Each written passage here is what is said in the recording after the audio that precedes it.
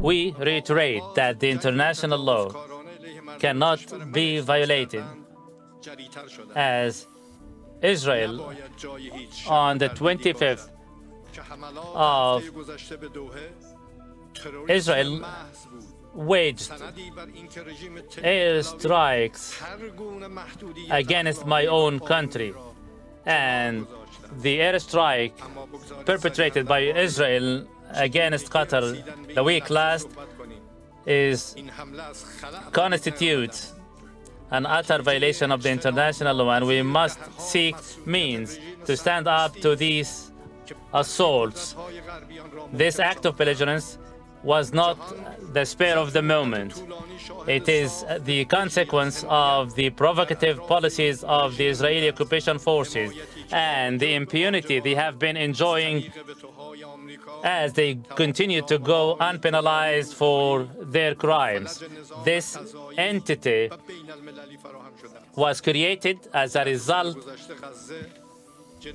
of and supported by the European Union, as they continue to violate the international law and humanitarian law. For the past 2 years, Gaza and the Palestinians in Gaza have been suffering greatly. And as we speak, Gaza is still reeling under Israeli fire. More than 64,000 innocent Palestinians have been killed. In addition, Israel continues with their policy of starvation.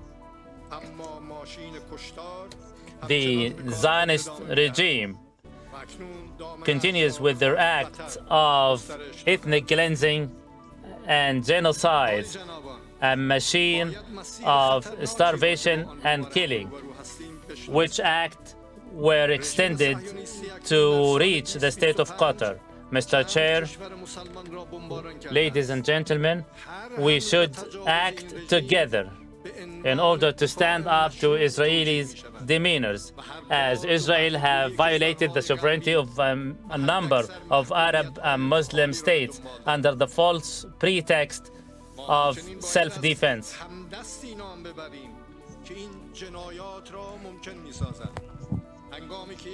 Meanwhile, these acts are met with mere condemnation by the Western countries, which condemnation is mere empty words, which do not deter the Israeli government from re-perpetrating the same acts, as these governments continue to provide total support to Israel, including the veto rights before the Security Council, providing arms, all of which undermine the world peace and security and allow Israel to continue with their acts with impunity. We are required to be honest that we should take necessary measures, and we speak with veracity. We should not address the situation on a case-by-case basis, as Israel's act of genocide and ethnic cleansing, with the support of the United States and some Western countries, we should speak out. And when we speak about practical measures, it must be reiterated that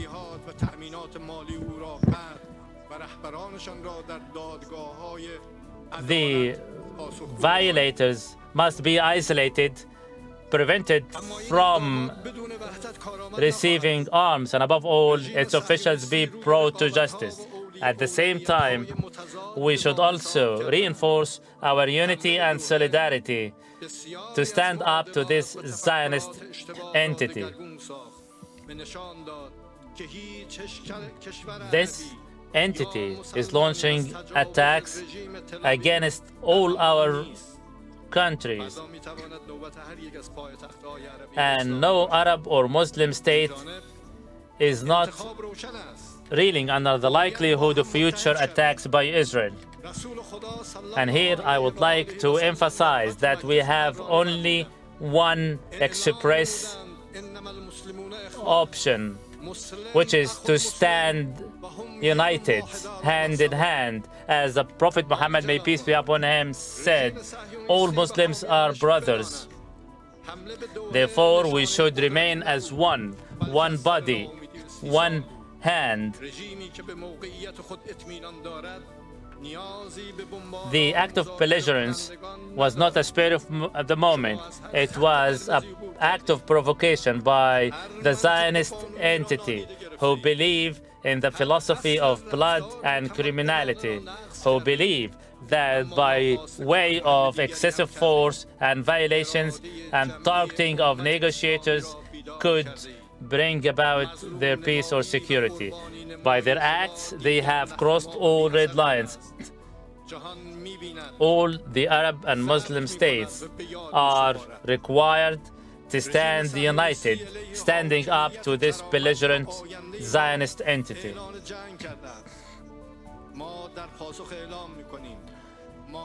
Israel have violated not only our sovereignty, but also the dignity of our people. We should stand up to these threats, reiterating that any further crimes cannot be tolerated, and we shall not from now on remain silent towards what is unfolding now in Gaza or what has took place in Beirut or Yemen.